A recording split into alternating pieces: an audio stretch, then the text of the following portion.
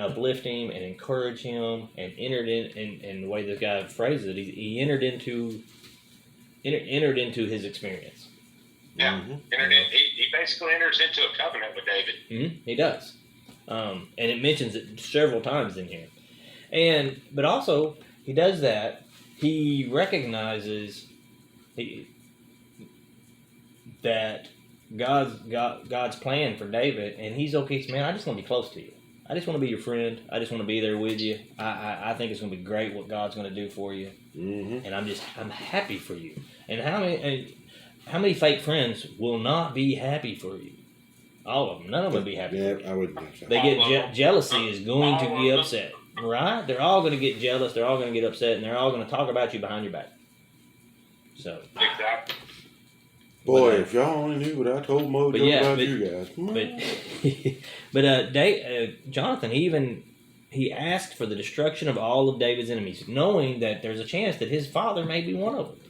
And destruction does not have to mean death. It can take many different forms, especially back then. It just could be, having everything taken away from you. Right. That doesn't have to be death.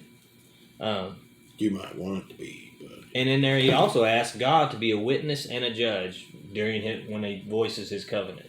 Mm-hmm. Yep. And that ensures for anybody who is fearful of God, that ensures that they will keep their agreement, because they made it. That's back when promises meant something, handshake meant something. And Tammy put on here, many new kings in history ordered the death of former kings' families to eliminate contenders to the throne. Absolutely. You didn't want them in the background. To have heir. You didn't want them in the background stirring up hate, discontent, strife, and playing chess, and they're trying to get back into power. Positioning their people, just waiting for you to screw up so they can, something happens to him. All we got to do is look, man, this guy is Saul's third cousin twice removed. I think he'd be a great king. Yep. And Jonathan does state that God was no longer with Saul in verse 12 through 13. And what Tammy's saying, and he states it in verse 12, 13, as he was with my father. And that is, may the Lord be with you as he has been with my father. So he's not with my father anymore. He was, and now he's not. So that's a great point, Tammy. The wording actually depends on the translation. I've seen it both has been and was with. Right. But it was in past tense. Yeah, it's a past tense either way. Yep. So thank you for bringing that up, Tammy. That is absolutely true. So now that rolls us on for 4. Two of Saul's children, Michal and Jonathan, sought to help David when Saul turned against him. What specific help do they give David in verses 19, 1 through 7 and 21 through 42? We're not going to read those again. Michal basically lied for him and prodded him to flee. Yep. She laid out, and I forgot to write down, she also laid out a dummy. Yep, the fake David. And threw that on the bed. The goat hair. Or the goat head, as you were saying earlier. Well, whatever. Hey, goat head. It had to come from somewhere. Yeah. Right. And then Jonathan, he confirms that Saul intends to kill David, and he sends him away. And that's in the following verses where he shoots the 3 arrows, and he tells the boy, the arrows are further away from you. You need to go now get them. And which is telling David, you need to flee because my father is indeed out to get you. Yeah, Daddy wants you dead. Yeah, you are no longer on the Christmas list. Yeah. You're not getting a card this year, buddy. Nope, no card. And what preceded that, basically in chapter 20, the first day, Saul noticed that David wasn't there, and he thought, well, maybe David is ceremonially unclean and he can't be here. So he didn't think too much about that. But then the second day, it's the second day of the month, David's place was empty again. Saul said to his son Jonathan, why hasn't the son of Jesse come to the meal either yesterday or today? Now, he never responded to him by name. What do we do with someone when we're mad at them? We don't even say their name. Yeah. Do you remember when old Knucklehead did that one thing against everybody? Remember when Doodah did this and that? Right? Wow. So Doodah. You remember Doodah. He was on the football team with us. We didn't like him. Straight up, man. I don't know. So, he didn't even refer to his name. And son of Jesse. but then Jonathan answered, David asked me for permission to go to Bethlehem. He said, let me go because our family is observing a sacrifice in the town, and my brother has ordered me to be there. If I have ever found favor in your eyes, let me get away to see my brother. That is why he's not come to the king. Well. Yeah, lied for it. I didn't even add that up in there. At that point, Saul's anger flared up at Jonathan. He said to him, you son of a perverse and rebellious woman. wow.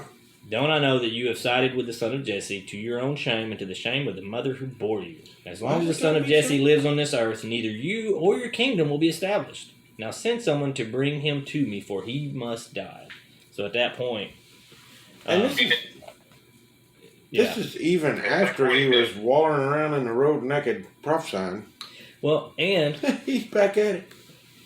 Can't take a hint. Jonathan stood up for it. He said, now needs send someone to bring him to me, for he must die. Jonathan stood up for him. He said, why should he be put to death? What has he done? He asked his father. But Saul hurled his spear at him to kill him. Someone needs to take the spear away from Saul. That's what I'm thinking. This guy is very reckless. He's very reckless with it. He hurled his spear at him to kill him. Jonathan then knew that his father intended to kill David. So at this point, he's like, okay, David was right. Dad's a little miffed. He didn't. Yeah, that's what gets me is he goes, at this point, I'm like, he said it just a minute ago. Right. Somebody go get Dr. Phil. This guy needs help. So Jonathan got up from the table in fierce anger. On that second day of the feast, he did not eat because he was grieved at his father's shameful treatment of David. And he also, you son of a perverse and rebellious woman. That's like son of a in our current vernacular. So it had nothing to do with it had nothing to do with the female. It was just saying you. It's more of an insult. It's an insult at you, but it's throwing your mother in there too, just to add. Yeah, because it's obviously not my fault. Shoot. I'm not the crazy person here. Tammy says Saul was spear happy. I think so. He's way spear happy. So at that point is when Jonathan went out and told the boy to run and find the arrows I shoot. The boy ran, he shot an arrow beyond him, and when the boy came to the place where the arrow had fallen, Jonathan called out after him, isn't the arrow beyond you? Then he shouted, hurry, go quickly, don't stop. The boy has nothing to, he's hurrying up and going and grabbing it, and he's not thinking anything of it because he's not in on this plan, but David knows exactly what it means. It needs, you need to hurry up and leave because my dad definitely wants to kill you. He's wound up. So not a good way. That answers 5. Number 4. Or 4 part B. Yep. So 5 is, what is Jonathan's attitude toward the inheritance? What does Jonathan's attitude toward inheriting his father's throne say about his character? He's got a very strong character. I mean, he's I think I said it earlier. He is the true essence of what a godly person should be. Right. He puts himself second over what God wants. Right. Well, yeah. Instead of putting his own wants and needs. Basically, not only is he is a good character, he's smarter than most of these folks he's running around with. He is. Because he has seen what God can do and is like, I'm not going to be on the wrong side of that guy. Yeah, he recognized David as God's choice to be the next king, and he was okay with it. Spoke highly of his desire to be. It speaks highly of his desire to be obedient to God, like Chris was saying, to follow God's will, and also it spoke a lot to how highly he valued his friendship with David. He wanted him to succeed, even if it kept him from a higher status. Yeah, if you can't. I think he truly loved David as a brother and wanted to see his brother excel before he saw himself. Absolutely. And there was that one that I was referring to, that one sermon talking about their friendship and how their friendship is really the definition of how we want a friendship to be. He says if your friends can't handle it when God blesses you a little bit, what are they going to do when they supersize you? When God supersizes you, what are they going to do when God blows you up, makes you bigger than life? When he gives you a whole bunch of success, if they can't handle a small amount of success without getting angry and messed up about it, how are they going to react when you get a big blessing? That's right. other than standing And there this with a hand is, out. you know, this all happens because, you know, God left Hey, him. Eddie, you remember when you won the lottery? Yep. Oh, you have family come right out to woodwork now. You don't need a DNA test. You just need to win the lottery. That's all right. And then see how many family members you have. It's a fact. Since God, Already Tammy's have saying, this. since God left Saul, he didn't want to not be in God's will. He didn't want to inherit a throne that God couldn't bless. I can see that. How can see about that? So, Well, I don't know because I think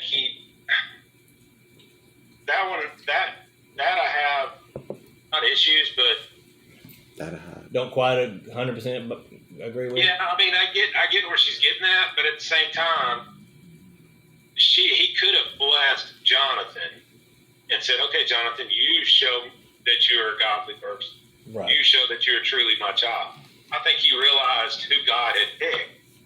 Yeah. And didn't want, not that God left Saul, but I think that Jonathan saw who God had picked for his second. Yeah. And that's who And I Jonathan think wanted to and have. I think that's kind of what she's saying. That's the way I'm reading what she's saying. But he didn't want to take the throne if it wasn't for him, and it wasn't for him, and he recognized that. So I think you're both in the same place with that. Are you reading while driving? Am I doing what? Are you reading the comments while driving? No, man. No, he's just listening to what I said. I read it. I'm just listening to what Eddie said. Okay. I'm just checking. Kevin's That's spaced. the reason. Kevin's- That's the reason it I've could rode be in the truck lost with you. I'm interpretation. concerned sometimes. Kevin spaced out for a second. I think that's what happened. It could be lost in interpretation. Could be long. It could be. The Redneck Ease Probably is. does get I don't into us a know. little bit. And You ought to see my phone when I try to talk to it, do my weekly call reports. No thanks. no, mine does not translate Redneck Ease well at all. No. Because with the job I have now, I'm driving around a lot, and so everything's on speaker at that point. I'm like, and then I'm still pulling over half the time because I'm like, I got to pull over because I have trouble paying attention to the road, talking on the phone at the same time. I don't know what it is. I I understand. may or may not have went through a red light when it's more pinkish, There's no so- such thing. and It so. was still mob or whatever that Yeah, it was. I'm not going to say it was a red light. I'm going to say it was really a little bit more than a yellow, though. It's a little orange. Yeah, maybe. So There's I've a learned squirrel where I running had around to, here. so I learned I needed to pull over, and even if I've got it on speakerphone and stuff, because there's some I have to because somebody's talking to me about a Ladies electrical and gentlemen problem. and other viewers that may be listening to us, this particular squirrel didn't come out of my batch of squirrels. It's all those two. Yeah. Well, we're entitled to a day like that too. That's right. They are. Absolutely. Moving along then. Tammy also said the throne was for David, not Jonathan. So if he took the throne, it would not have been blessed. That's a very good point, and I like that. Karen, she says, safe travels, Chris. It's good to be able to join us, and it's been a minute, and it has, Karen. We're glad you're on. Glad you get to listen. Listen or watch or laugh Good at. news and bad news. I will be gone the week after next. Week after next. That's like 2 weeks from now. Yeah, 2 weeks from now. I have no idea. Well, here at the ranch at Rockridge, we will make do the best possible. That the 15th I start licensing school online classes, so Yeah, it's a busy time. I will be missing that day. I totally get it. Well, we're on now since we're on to 6. Yeah. No, We're You on have- 6. had a Kevin moment there. Yeah. I'm sure you did. You wish you had a Kevin moment. Actually. No, yeah, because this is kind of covers a little bit of the other, but it's 6. It's more. What important principles of friendship does Jonathan exemplify in 19:1 through 7 and 21 through 42? I think they're beating a dead horse here. I think we have discussed that Jonathan is a super great guy and an Yeah, awesome friend. He's just the greatest. Yeah. What were you saying, Chris? Loyalty, love. All that stuff. Yeah, he's become more than a friend. He's a brother. Right. Well, and on 19:1, I think it's 19:1 through 7. Yep. Let me see if that's the one I was thinking too. Yeah, Yeah. So And Saul was trying to kill David. Saul told his son Jonathan and all the attendants to kill David, but Jonathan had taken a liking to David and warned him, "My father Saul is looking for a chance to kill you. Be on your guard tomorrow morning, and I will go out and stand with my father in the field." And then, when he was out in the field, he spoke well of David to Saul his father and said to him, "Let not the king do wrong to his servant David. He has not wronged you, and what he has done has benefited you I greatly." will not do anything. So, my point with that, Jonathan verbally defended him. He was loyal and protective. True friends do not stand idly by while others talk about you, or plot against you. They let you know what's being said behind your back, or they defend you. And so that in that section, that's what that Jonathan was doing there. Excuse me, what'd you say about Chris? Because a partial friend or a fake friend, they'll sit there and listen to everything these people are saying and then chime in with their own perspective. Well, now that you mention it, Chris he does get a little wordy sometimes. He does get a little, It's just, I totally get where you guys come with that. That's not a real friend. Real friend saying, "You know what? Hey, that's my friend." I really appreciate it if you wouldn't talk like that. If you continue to talk about my friend, one, I'm going to tell him. He's going to know everything that you said. You're Two, out the window. I may whip your tail. Two, I may butt knock your head in. We're going to throw hands. Throw hands. Depends on what you just said. Excuse me, did you just? Right. So. Don't do that. Now then we go to 21. What, do you have anything else to add? I absolutely did not. Chris, did you, sir? Nope, you're good. This is not the Eddie show. I forget that sometimes. It's okay. I get a little wordy. I don't admit don't have a lot of words sometimes. Hey, Kevin, that Eddie dude sure gets wordy. You can say for somebody. You say that, but for somebody that's only 5'6", you throw that boy on a soapbox and he starts talking all kinds of mess. right, he's a big man. Big man. All right, so 21 through 42. And that's Same when he question. do what? Same question. But it's just a different set of verses and stuff. It's about Jonathan and his character and his friendship. And that's when David was telling him, "Hey, your dad wants to kill me." He's like, No, he doesn't want to kill you. Matter of fact, I'll talk to him at the new moon feast, and we'll see how that goes, and we'll do the arrow thing. And so he's willing to stick up for David. He's willing to, ask the hard questions. Yeah. To find out where his friend stands with his dad. I mean, it's a really hard question. That's not an easy thing to do for somebody, to stand up to your dad and say, "Hey, what are you going to do with this guy?" That's right. It was not hard. When my dad was sick and in bed before he passed, it was not easy for me to ever go against what needed to be done with him. It was not easy for me to speak up to him, even though there was no physical. Yeah. Well, and at that point, he wasn't that big at all. He might have been 100 pounds, and it wasn't the physicalness. It was the respect. Yep. The honor and a few other things. It just and that interferes into it. That's great. And let's face it, our dads had an intimidation factor on us that we still to this day respect. If I heard my dad, if I even when my dad was in the bed like he was and as frail as he was, I could pick him up into both hands. If he'd spoke harshly to me, I'd have sat up at attention.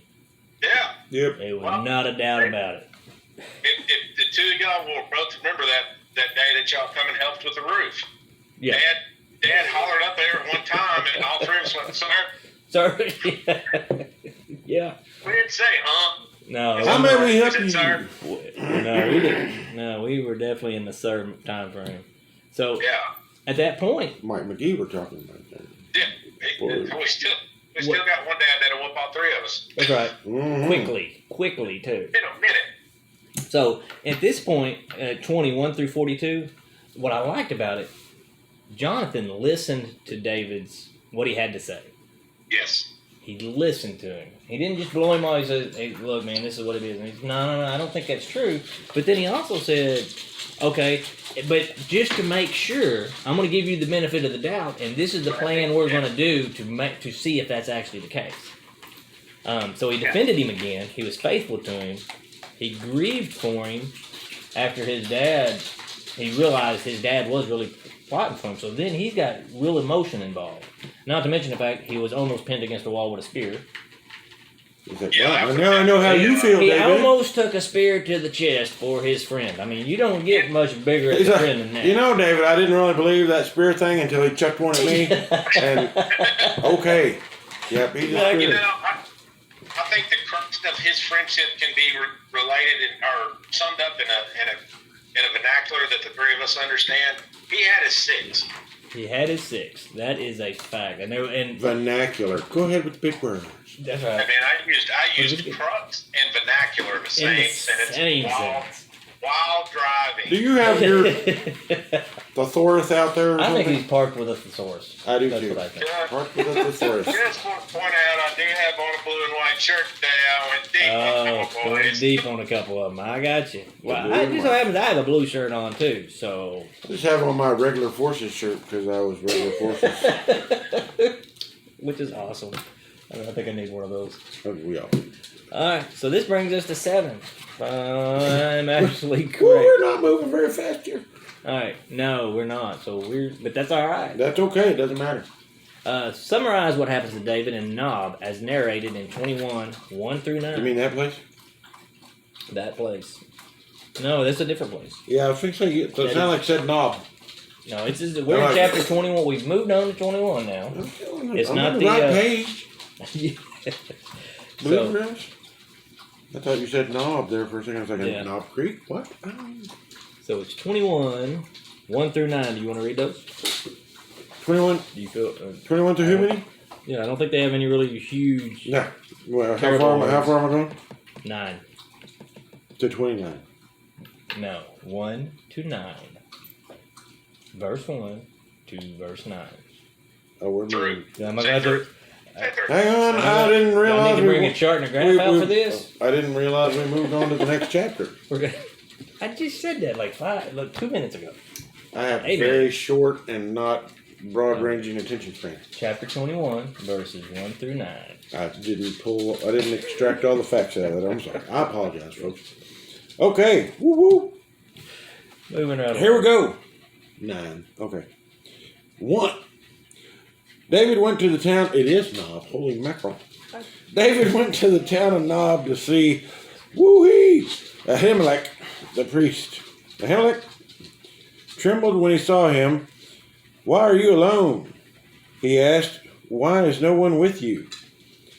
The king has sent me on a private matter, David said. He told me not to tell anyone why I am here. I have told my men where to meet me later. Now, what is there to eat? Give me 5 loaves of bread and anything else you have. We don't have any regular bread, the priest said, but there is the holy bread, which you can have if your young men have not slept with any women recently. I get to have the bread. Don't worry, David replied. I never allow my men to be with women when we are on a campaign. And since they stay clean even on ordinary trips, how much more on this one? Since there was no other food available, the priest gave him the holy bread, the bread of the presence that was placed before the Lord in the tabernacle. It had just been replaced that day with fresh bread. Now Doeg, the Edomite, Saul's chief herdsman, was there that day, having having been detained before the Lord. David asked Ahimelech, "Do you have a spear or a sword?" The king's business was so urgent that I didn't even have time to grab a weapon. I only have the sword of Goliath the Philistine, whom you killed in the valley of Elah, the priest replied. It is wrapped in a cloth behind the iPod. iPod. Ephod. It's wrapped in a cloth behind the iPod. It's a really big iPod. Take that if you want it, for there is nothing else here. There is nothing like it, they replied. Give it to me. Yeah, the sword big as you are. So David went to Nob. Now the Nob, Nob is where the tabernacle was relocated after the destruction of Shiloh. So it's actually the tabernacle he goes to. Okay. Well, that's how he's talking about. He was looking for provisions for his men, and there was the bread of it was the consecrated bread, which was only to be eaten by the priests at the end of the day. Ahimelech allowed them to have it since they were ceremonially clean and they were at that point considered consecrated to God. Now, in the New Testament, Jesus refers to this act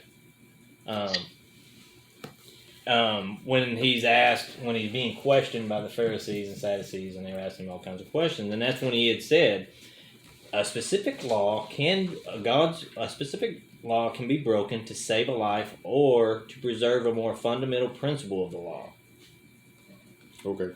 So that's kind of a foreshadowing. I guess so. Another one of them big words. It's a foreshadowing of what's going to come on us. And I'm just thinking so David was kind of being secretive. He didn't want them to know that he was heading out of town. So he didn't let Ahimelech in on that. And he possibly didn't want to get Ahimelech in trouble either. Right. That way, if Ahimelech said they came to him, he'd be able to say, man, I didn't know what was going on, which happens later on. It actually happens. And then David took Goliath's stuff when he defeated him. But this is in a wheelbarrow. Based in this, he at some point dedicated it to the Lord, gave it to the temple to dedicate it to the Lord, is what they're saying more than likely happened. So. Yeah, I don't think it ever specifically says that anywhere. I could be wrong. It does not specifically say it anywhere, but that's just the general. Yeah. The few places where I looked it up, it was a consensus. Yeah. And Tammy said David didn't want to reveal his real circumstances to Ahimelech, just in case Saul accused the priest of aiding a fugitive. Right. It's also a reminder note. Normally, only priests ate the bread. So you are absolutely correct, Tammy. She was trying to get ahead of us, and I threw my stuff out first. Yep. And actually, I was maybe mildly correct this time, and thank you for verifying that. I'm still hung up on the, what's the word? The soldiers. Apparently, these are soldiers back then were slightly better than soldiers of today, because we wouldn't be eating any of that bread. Yeah. For various. Multiple reasons. Which we will not get into right now. Absolutely not. I don't think we need to get into that. Not going to. Tammy, thank you for verifying, and both of us are on the same page with that stuff, so at least our research was either correct or at least in the same places. Right? That is still... Y'all hunting deer in the same set of woods, boys. That is still a deal. After point of contention? The communion bread goes to the priest's house. Yeah. The preacher's house. Huh. Well, cool deal. With some denominations. Right. They still do. All right. Next, summarize this, and this has been chock full of summarize. What happens to David and Gath, as narrated in 21:10 through 15. In where? Chapter 21. I'm there. We haven't left that one yet. Chapter 21. I just went to 9. Verses 10 to 15. I just went to 9. You just went to. You did, was all. So we need to read that 10, 15. Yep, that's it. I can read it if you'd like. Nope, I'm on it. I'm Okay. on it. I'm trying out the glasses again. Okay. So David escaped from Saul and went to the king Achish of Gath. But the officers of Achish were unhappy about his being there. Isn't this David the king of the land? They asked. Isn't he the one that people honor with dancing and singing? Saul has killed his thousands, and David has killed his 10,000s. David heard these comments and was very afraid of what King Achish of Gath might do to him. So he pretended to be insane, scratching on the doors and drilling down his beard. Finally, King Achish said to his men, "Must you bring a madman? We already have enough of them around here. Why should I let someone like that be my guest?" You can never have enough crazy people. Come on. No, because they keep coming out of the woodwork. Because we're fine. Yes, We are fun. Entertaining, if nothing else. We may not be fun all the time, but we're definitely entertaining. That's right. Alright, I'm so on David escaped. Well, that's one ahead. David went to the king of Gath, and the king's servants recognized him. David was afraid, so he pretended to be insane. The king sent him away, wanting no part of him. And that leaves us off on chapter 22, and it is 6:30 right now. So I'm going to say, if everyone is in agreement, yeah, I'm thinking it's a good stopping point. We were debating on where a good stopping point would be, and I think this is actually a pretty good one, and it's Not within bad. time frame of what we're normally at. Yeah, I'm good with that because I'm in Bismarck and fixing to drop off the line anyway. Well, yeah. See, this is why it takes 2 hours to get to your house from Texarkana. Why the hoop would you be in Bismarck? Because it's quicker than going through. No, it's not. It is. No, it's not. It is. I'm thinking I'm with you, Chris. I've It's quicker driven than that route going through numerous Ashdown, times. Oh wait, I'm still think I live in Glenwood. Sorry. Yeah, it's quicker than going through Ashton and Glenwood for me. Right. Well, yeah, okay, so yeah, I was still living in the past. All right. So anybody on Facebook Live, you guys ever want the questions? You can message us on here, and we can Put you on the email list. put you on the email list. You can get the questions. Tammy, thank you for all your diligence on typing out questions, pretty sending them awesome. out to everybody. We really appreciate it. Thank you for your input as well. Everybody else, when you guys input or comment stuff, we really appreciate it. And please do, because it helps out. Chris, you got it. Chris, you have any prayer requests or anything we can do for you, I sir? do. I have a prayer request for my Pony Grove family. We have a young lady there named Catherine Combs, who is just a great, super lady. She sings in the choir. She's adopted like 5 or 6 kids. Her and her husband, and she found out a couple weeks ago that she has cancer and she's battling that. So if we could keep her on our prayer list and give her all the prayers that she can get. Absolutely. Just a super family. The kids are great. Her and her husband, Patrick, are great people, and they're just, we could remember them. I greatly appreciate it. What was her name again? Catherine Combs. Don't ask me how I remember that. And if you would pray for this guy behind me, You just need to tell him, bless your heart, and go on. well, he and I are going to have a come to Jesus meeting that gets a lot closer to Betty. I can tell you that now. Well, Oh, Black Betty. He said Black Betty first, and I knew what he was telling me. Didn't he? we'll Quit we picking will on definitely me. say a prayer for that. And well, you just need to go ahead and tell him, say, man, I just really wish you'd go ahead and back off a little bit and bless you and all those people you have to deal with, because you really don't want to have to put your hand right through his throat. Yeah, I'm really trying not to do so right Throat now. punch Sunday. Right. Every day's throat punch day. Lynette said Tammy sent questions to her and said thanks, Tammy, and also Karen would love prayer for her husband. They're preparing for the third heart valve surgery. Yep. And she said she's also praying for Catherine Combs. So Yep. Yeah, Catherine's a super lady. Super lady. Heart valves. Tell him to get that stuff straight, Karen. Can't be good playing with heart valves.